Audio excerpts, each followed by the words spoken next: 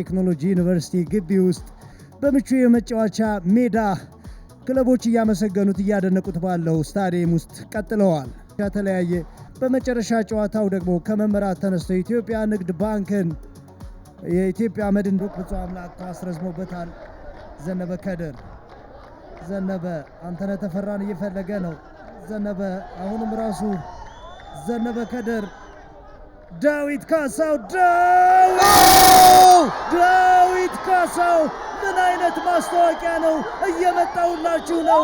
አዲሱ የፕሪሚየር ሊጉ ኮከብ ነኝ ለማለት ከቢኒያም አብርሃ ጋር ለየት ያለ ደስታ ገለጻ ነው። በሲኒየር እግር ኳስ ታሪኩ የመጀመሪያ ጎል የተቆጠረው ዘነበ በጣም አስገራሚ ኳስ ነው ዴሊቨሪ ያደርገው። ግን የዘነበ ድል ራሱን የቻለ ጥራት ያለው ድል አይደለም። አብዱ የዳዊትን አንድ ተች ይፈልጋል። ይህ ተች ደግሞ ራሱን ዝግጁ ማድረግ ብቻ ሳይሆን ተስፋዬንም ከጨዋታ ውጪ ነው ያደረገው። አብዱ ሙከራዎች በሸገር ከተማ በኩል ኢትዮጵያ ንግድ ባንክ አንድ ሙከራ ሳይመን ፒተር ሳይመን ፍጹም ቅጣት ምት ሰጥተዋል። ሳይመን ፒተር ጨዋታው ወደ ሌላ መልክ እየተቀየረ ነው። ዘነበ ከድር ሳይመን አምልጧቸው ሲወጣ የኦፍሳይድ ወጥመዳቸው በጣም አቋቋማቸው ልክ አልነበረም።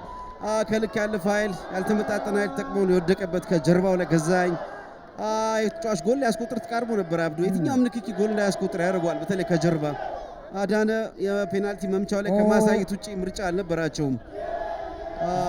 ያገርከት አዲስ በቀላሉ ነው ያስቆጠረው። ሶስተኛ የፍጹም ቅጣት ምት ጎል በውድድር ዓመቱ በድምሩ ሰባተኛ የፕሪሚየር ሊግ ጎል ሆኗል። ከፍተኛ ጎል አስቆጣሪ መሆኑ እርግጥ ነው። አሁን ላይ ንግድ ባንክ በትክክለኛው ሰዓት ተመልሷል። አብዱ ለጁኒየር ስታቱን እያየን አብዱ የኳስ ቁጥራቸውን ያህል ወይም ደግሞ ወደፊት ይጠጋ ብለው ኢላማውን የጠበቀ ሙከራ አላደረጉም ነበር ጭራሽ። አንድ ሩጫ አንድ የሳይመን ሩጫ ፔናልቲ ከዛ በኋላ ጎል በቀላሉ ጎሉን ያስቆጠረው። ኢትዮጵያ ንግድ ባንክ ያደረጉት ጨዋታ አንድ አቻ ተጠናቋል። በተከታይነት ቆይታ የምናደርገው ከሸገር ከተማ ዋና አሰልጣኝ አሸናፊ በቀለ ጋር ይሆናል። አሰልጣኝ አሸናፊ አመሰግናለሁ። ጨዋታው እንዴት ነበር? ውጤቱ ጨዋታውን ይገልጸዋል ወይም ለሁለታችሁም ተገቢ ነው ትላለህ? እኛም ፈልገው ስለነበረ ማሸነፍን ፈልገነዋል። ግን ከነበሩን የተጫዋቾች ጉዳት ስፋት አኳያ ስታየው ለክፉ የሚሰጥ አይደለም። ምክንያቱም አሁን ሜዳ ላይ ከነበሩት 5 ያሉ ጉዳት አላቸው እንዳየው። በዚህ ላይ ደግሞ እነዚህ ጨቅላ ወጣቶችንም አሳትፈን ስለሆነ የተወዳደር ነው። እንደ ውድድር ጥሩ ነው። ውጤቱ ግን በጣም አስፈላጊያችን ነበር። ከቀደሙ ሶስት ጨዋታዎች አንጻር የዛሬ እንቅስቃሴያችሁ ላይ ምን ያደገ ነገር ተመለከታችሁ? የወጣቶቹ መግባት ለጨዋታው ውበት ሰጥቶታል። በሁለቱም በኩል ከጠበቅኳቸው በላይ ነው። ደፍሬ ማስገባቴ አላሳፈሩኝም። ከዛ ውጭ ግን የናትናኤል ቡድን ውስጥ መግባት ቡድኑን በመምራት በማስተባበር ከሚሮጠው ሩጫ ባሻገር ቡድኑን የሚመራበት መንገድ በጣም ጥሩ ነው። የሱ መኖር በጣም ትልቅ አስተዋጽኦ አድርጎልናል። ምናልባት የመጨረሻዎቹ ደቂቃዎች ላይ ድሎች ነበሩ። ናትናኤል ቾላም እንደዚሁም አንተነህ ያገኟቸው ድሎች ነበሩ። እነሱን አለመጠቀማችሁ ማሸነፍ ነበረብን የሚል ቁጭት ውስጥ ከቷችኋል? ማሸነፍ እንዳለብን እናምናለን። እንቅስቃሴውም ይጋብዛል። በርካታ የግብ አጋጣሚዎችን ፈጥረናል። መሳት የሌለባቸው ኳሶች አሁን ናቲ ብቻውን 16 ከ50 ላይ ያገኘሁት ኳስ ቢጨርስልን ለኔ ሁለት ጥቅም ነበረው። ምክንያቱም ናቲን ሳጫውተው በሱ ላይ የሚፈጥረውን የጤና ጉዳትን ማሰብ ትችላለህ። እስከነ ጉዳቱ ነው ያለው እና በዛ ቢክሰን ደግሞ የተሻለ ይሆን ነበር። ኤኒዌይ ጥሩ ውድድር ነው በሁለታችንም በኩል ያለው።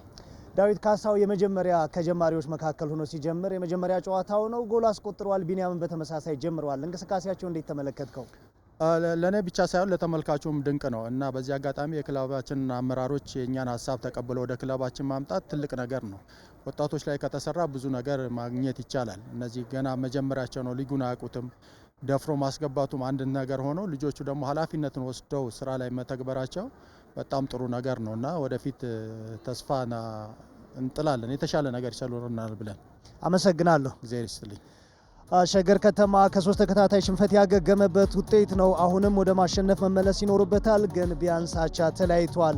የጨዋታው የመጀመሪያ የመክፈቻ ጎል የተቆጠረችው 20ኛው ደቂቃ ላይ ኢትዮጵያ ባዘጋጀች የሴካፋ 17 ዓመት በታች ውድድር ላይ በ8 ጎሎች ከፍተኛ ጎል አስቆጣሪ ሆኖ ያጠናቀቀው ዳዊት ካሳው በኢትዮጵያ ፕሪሚየር ሊግ የመጀመሪያ የጀማሪ ተሰላፊነት እድል ያገኘበት ጨዋታ ላይ ራሱን ለፕሪሚየር ሊጉ ማህበረሰብ ያስተዋወቀበት ግሩም ጎል አስቆጥሯል። የጨዋታውም ኮከብ አድርገን መርጠነዋል።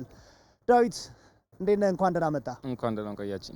የመጀመሪያ 80 ደቂቃ ከጀማሪዎች መካከል ሆነህ ፕሪሚየር ሊጉን ስትጀምር ዛሬ ተገናኝተናል። ምን ስሜት ነበረው? ከጎሉ በፊት አጠቃላይ መጀመርህን ንገረን። ያው ኢትዮጵያ ፕሪሚየር ሊግ ያው ቤስት 11ኝ ስገባ ለመጀመሪያ ነው። ትልቅ ደስታ ፈጥሮብኝ። ጎል አስቆጥረሃል። ጎሉን ስታስቆጥር የመጀመሪያ ፈርስት ተች ኮንትሮሉን ጨምሮ የነበረውን ሂደት ንገረን እስኪ። እንደምታስቆጥረው የነበረህ መተማመን? ያው ማስቆጠር ግድ ነው። ያው አስቆጥራለሁ ብዬ ነው ከልምምድ ቦታም እያነገርናቸው የነበረው።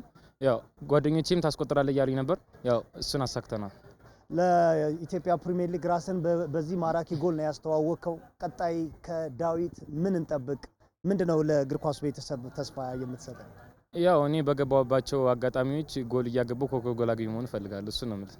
የመጀመሪያ ጎልህ ነው። የዳዊት ቀጣይ የእግር ኳስ ህይወት የትም ይድረስ የሚጀምረው ከዛሬው ጎል ነው። ስለዚህ ጎሉን ለማን መታሰቢያ ታደርገዋለህ? ለማን ታበረክተዋለህ? ያው መታሰቢያነቱ ለቤተሰቦቼ፣ ለእናት ለአባት፣ ለወንድሞቼ መታሰቢያ ነው። አመሰግናለሁ። መልካም የእግር ኳስ ህይወት እንዲገጥምህ በዚሁ አጋጣሚ ከዛሬ በመጀመር ተመኝተናል። እሺ፣ አመሰግናለሁ። ዳዊት ካሳው በፕሪሚየር ሊጉ ታሪክ ባንክ ዋና አሰልጣኝ በጸሎት ልዑል ሰገድ ጋር ይሆናል። አሰልጣኝ በጸሎት አመሰግናለሁ። 90 ደቂቃው እንዴት ነበር? 1-1 ተገቢ ውጤት ነው ትላለህ? ከባድ ጨዋታ ነው። በእርግጥ 3 ነጥብ ለማግኘት ነው የገባ ነው። አሁን ሸገር 3 ነጥብ ለማግኘት በከፍተኛ ሁኔታ ከመፈለጉ አንጻር በጣም ታይት ነበረ። ሞር ኮምፓክት ነው።